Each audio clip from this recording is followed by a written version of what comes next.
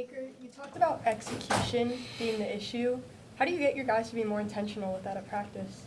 I mean, when you lose a game because of execution, it translates. So the message was received loud and clear. So you guys, it was a good practice today. First one we've had on a Wednesday in a while. Normally doing the walkthrough schedule, but with the extra day, so got that going, and yeah, good practice. Certainly not the outcome you wanted on Thursday, but having this little mini bye week here this late in the season, knowing that this team needs to either win out or at least 2 out of the next 3, is there a recharge moment here that you guys can maybe take advantage of? Yeah, I mean, there's definitely, the end of the season push. Obviously, it helped the Saints winning, but regardless, we still need to take care of business the last 3 games anyway. I mean, that's still how we're looking at it. So yeah, there's new energy, and yeah, guys are ready to go.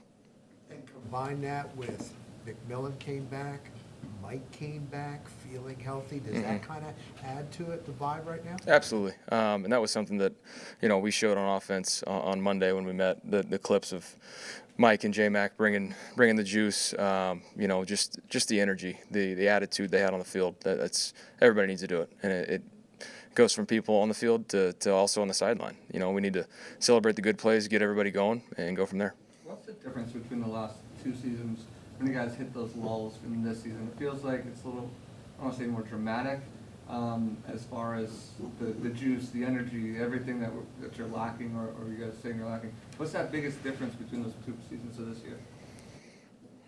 I don't know if I can really put my finger on one thing. Like in years past, I've said that we got the little things corrected and just played simple ball, bread and butter plays, and executed it really well.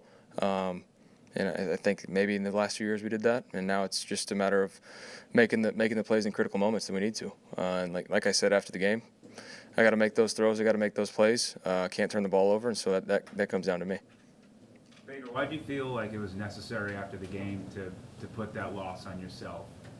So we're up 2 scores, and we have a chance to go put it away. So it is on us. It's on me. Mike came off the field. He's always, vocal and fiery, as you know, and yelling 3rd and 28. His competitiveness, how much does that team, really feel that fire when Orleans, but especially Yeah, especially when he's going like he was Thursday night. It's when you have a guy that's. You never want to take things for granted when you have a guy like Mike that has been injured, wants to come back, wants to help his team out, and you feel that competitive nature from him, that fire. It just demands everybody to raise their standards. And so we love that Mike's vocal about it. He obviously expects greatness out of himself and expects people to rise to the occasion as well. So, need him to keep doing that. For you as a quarterback, do you feel more like the point guard now when you can look out there, there's Jalen, there's Emeka, there's Mike, there's, that's got to be a totally different feeling. It is. And that's nothing against the guys that we had playing, but it's guys that I've had a lot of reps with that I really know their body language coming in and out of routes like the back of my hand. And so, yeah, it's a good feeling to have. Now we just need to go do it.